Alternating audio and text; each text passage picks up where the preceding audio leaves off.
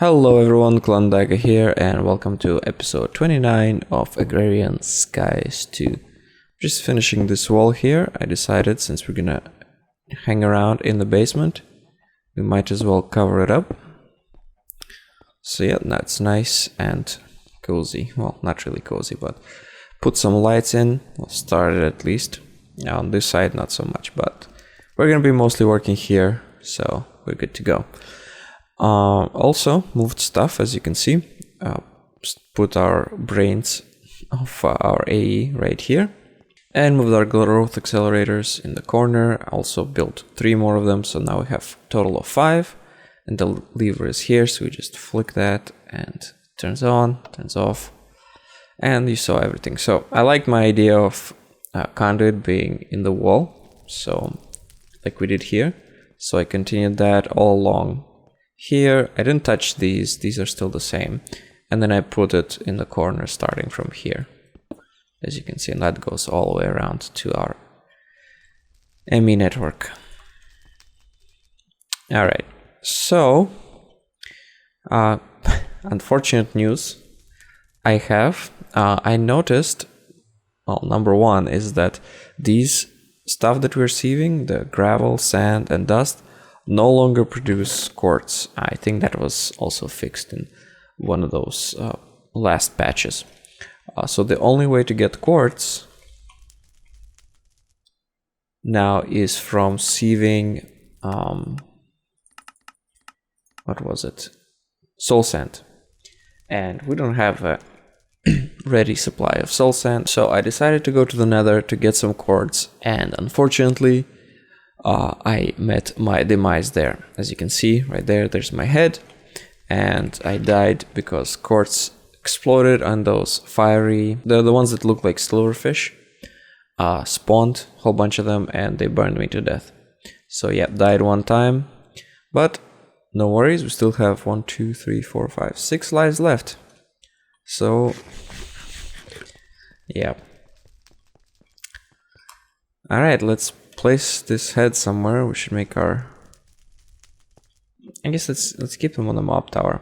Also a slime spawned and I killed it, got a head from it. Maybe we should use this tower for, yeah, let's use this little alcove. There you go. Yeah, I got a bunch of levels. I did bring a lot of quartz back and I macerated it. Actually, no, I didn't macerate it. I stored it, another quartz. There should be some more. This is not all I brought. This is from before. We should have a bunch in our ME system. Quartz, yep, there you go, 22. I brought 22, and with these we have 28. So I was gonna smelt them, but then I realized that they can be used to grow quartz. See, just like with redstone, which we actually never accomplished, we can grow quartz shards, which can then, I bet, can get converted to quartz, yeah. And for this, we'll require quartz seeds. And how do we get them? Is there no recipe for them? Well, that sucks. Alright, maybe we're giving them as a quest reward, but if we can't get them, we'll have to get quartz from nether or something. Alright, so as promised, we're gonna start working on smelting all this incoming ore. And I've made a whole bunch of stuff so that we can get that accomplished. So let's start making those redstone furnaces. Redstone, I guess just furnace is gonna be better. Yep, and this is the one. And we're gonna make 4. Well, did I not make more of those things? I should have enough materials. Alright, so 1, 2, 3. I'm gonna make 4 of these. There we go. I can put the input line underneath them. The power can be from the back. And then the output can be from the top. Yeah, I think we'll do that. Well, let's get our hardened energy ducts. can put this away.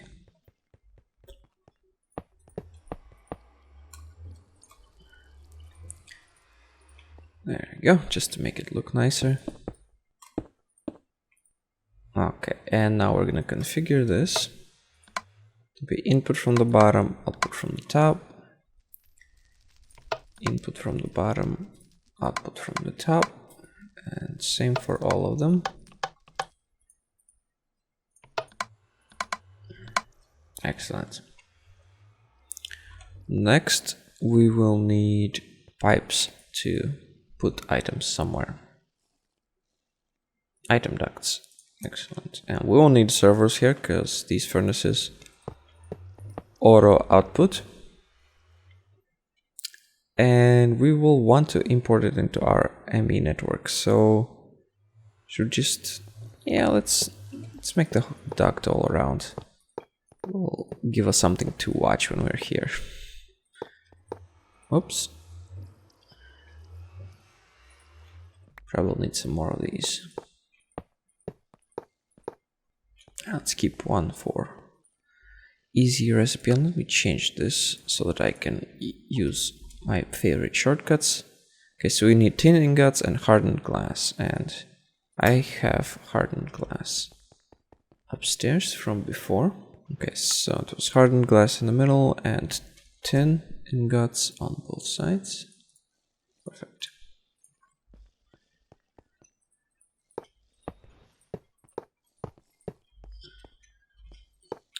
Okay, and I guess for now, since we already made an import bus, we'll make a temporary chest here.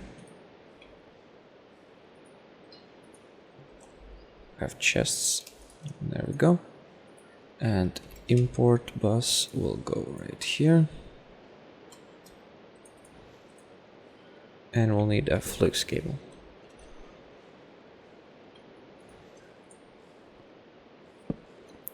Chest. Import bus. Flux cable. Perfect. Okay, now the last thing is to reorganize this, and we'll also need filters and furnaces. Well, actually maybe we won't need filters because everything that is smeltable should automatically go there. Now the only thing I do want to do is change this around a bit. I want the output chest from packager to be on this side, and unfortunately this is gonna create a whole bunch of mess.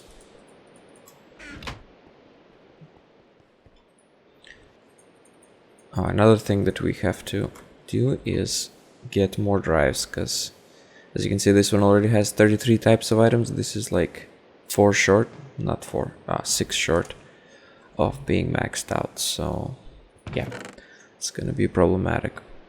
Oh, and another thing, I checked, we used only, what was it, 8 Elorium, and we got 25 out of that. Granted, some of it was helped out by our wind turbine and solar panels, but still we're making more Elorium than using, so I guess we can start smelting these. Alright, let me put away all these things and I'll be right back, guys. Alright, welcome back, guys. Basically I just put a chest back down just on the other side and put all the items back in there. Alright, so the only thing that didn't keep up with our whole system was the hammerer, because these were outputting so much, what are they called, dusts and chunks, that there was just way too much things for it to do. So I crafted 20 speed upgrades. Didn't intend to craft 20, I accidentally shift clicked, but since I have all of them, I just stuck all of them in there and it works out pretty good. Okay, so let's change this around. It'll have to be one further out.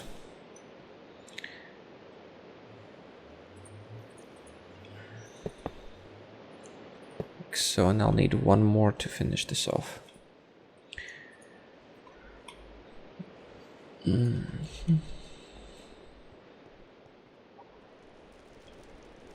I guess since we're here, we can start putting the conduit through the corner like I explained earlier.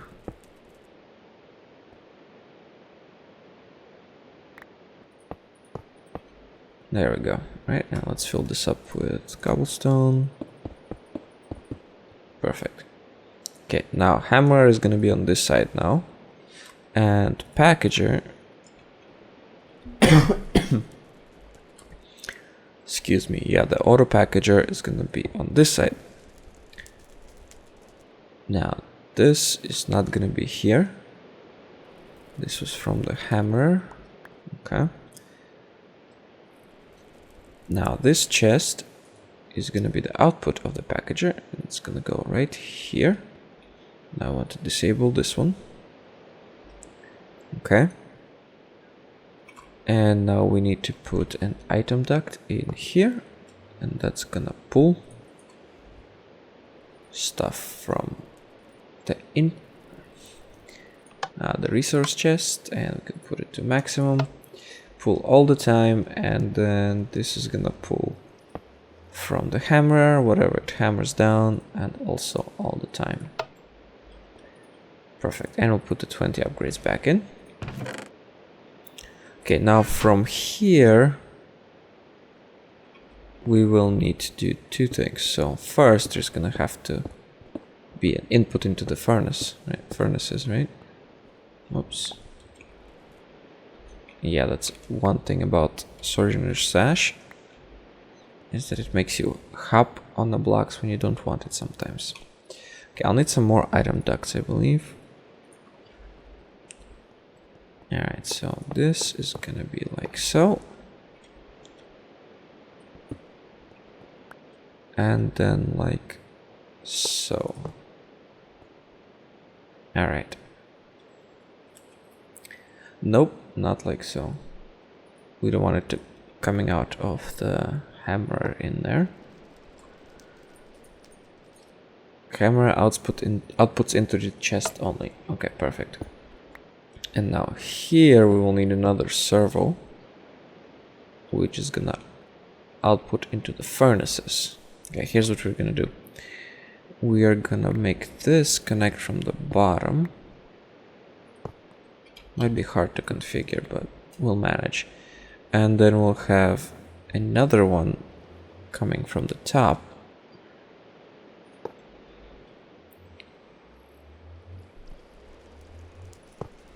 And connecting directly here. Alright. And the reason for that is some stuff don't get smelted, right? Like diamond that we get, bone meal, pouches. So those we want to send directly to this chest. Now the only thing I need to add there is dense item duct.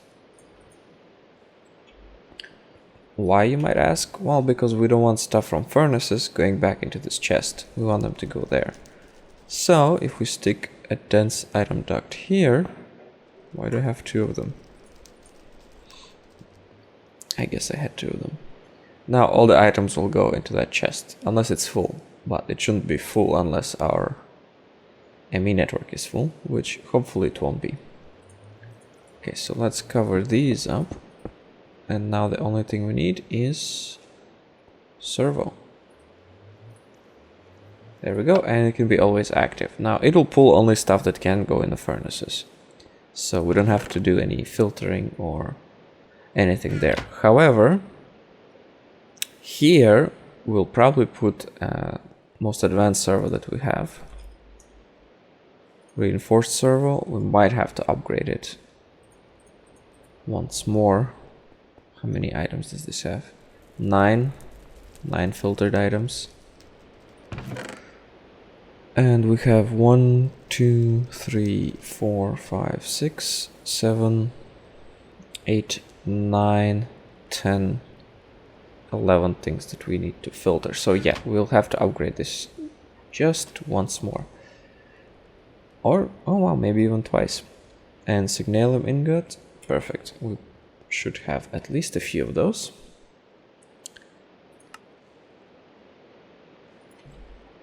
Signalum, yeps, excellent. Alright, let's see how many slots will this have. Perfect, 12 slots. Okay, so let's filter by each of these. Can I put more stuff in here? There we go.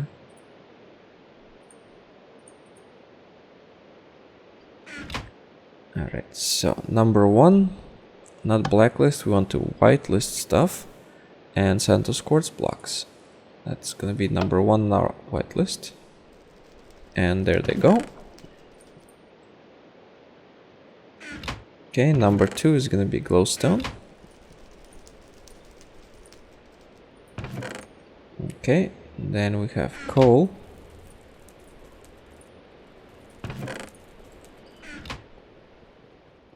Now this is gonna fill up. Now actually all the bars we have enough space for because I had one of each bars. Okay, we're good for now. Okay, next we need redstone.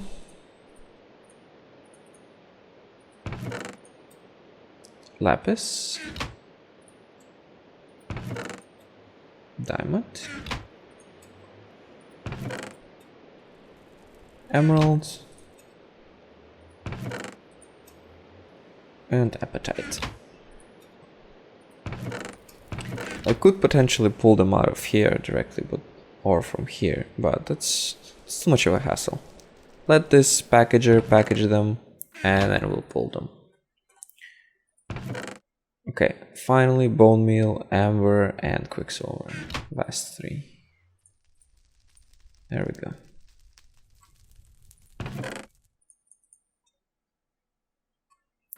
Okay, hopefully there won't be anything else. But if there is, we have one more spot, and if anything, we can upgrade it to the highest tier of the servo. Okay, why is this not working? Oh, there it is, it's waiting for stuff. Okay.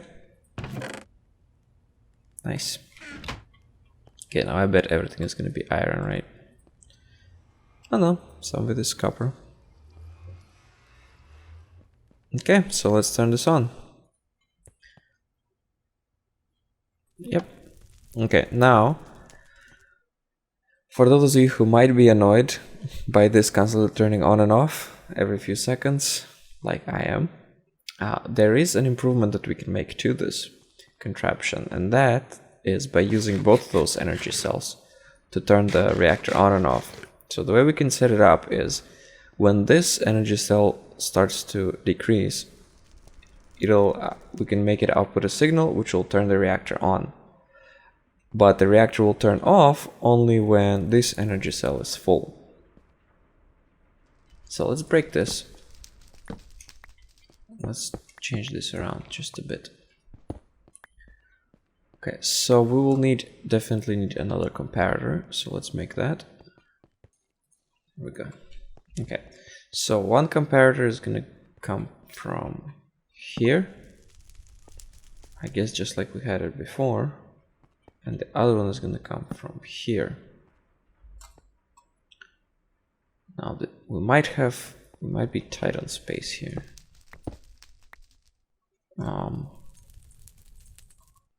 Let's see, because I need to input a redstone signal here, just like we did before. Okay, so let's do this. Yeah, see, that's the problem. Alright, well, we'll set it up using this battery, because it looks like this battery drains first. So it means this battery will drain second. It might actually work out. So let's do that. And so this one is gonna be just like we did, like that. And we need another redstone torch. Or 2. We'll actually need another one.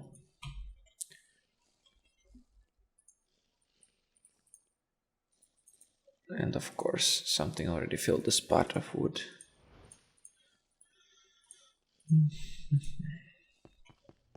Okay, so this side stays. It doesn't stay the same. Needs to be different. Might have to move the port. Okay, so from here, Okay, we'll make it 1 block away so that it triggers when it's not completely empty, but almost empty. Let's put this back here. Alright, so this torch will be off up until this starts emitting only 1 power. Actually, 1 power might still be too long.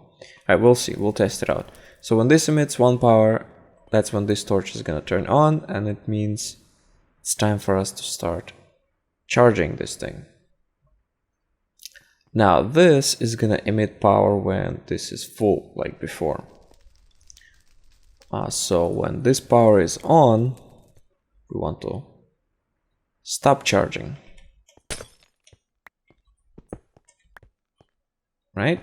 Right. So we're gonna move this away somewhere else. I think we'll move it here. Like so.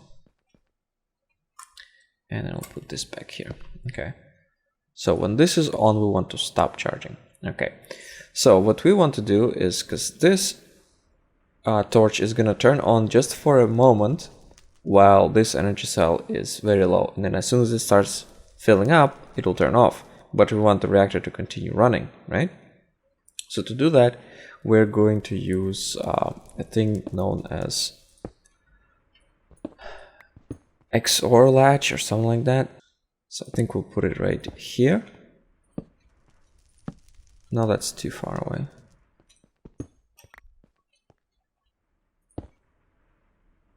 Like this, and then redstone here, and redstone here.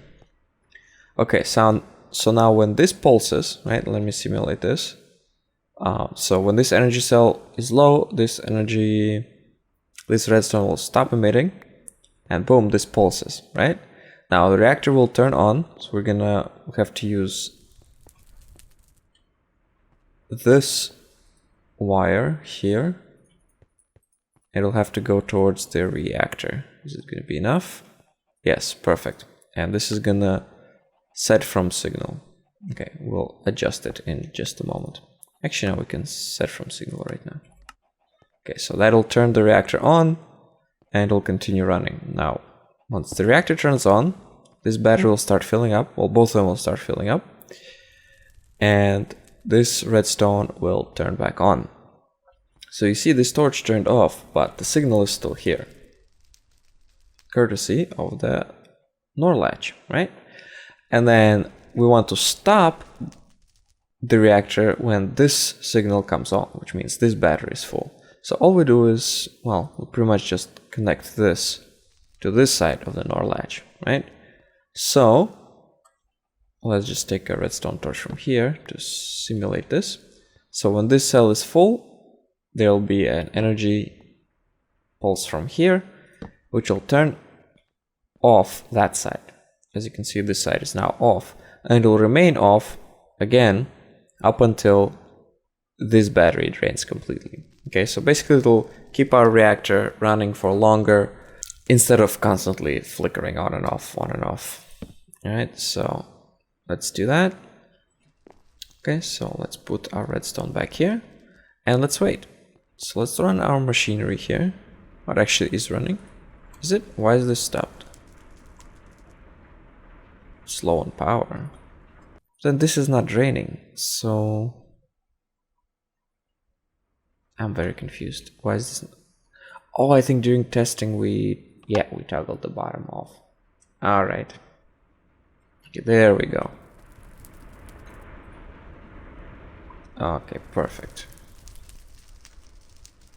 That's okay. All right, so I'm gonna pause here for just a moment, guys. I know this episode is running a bit long, so be right back in just a moment when this drains to, well, low values, so that this energy pulse goes out and we can see this in motion.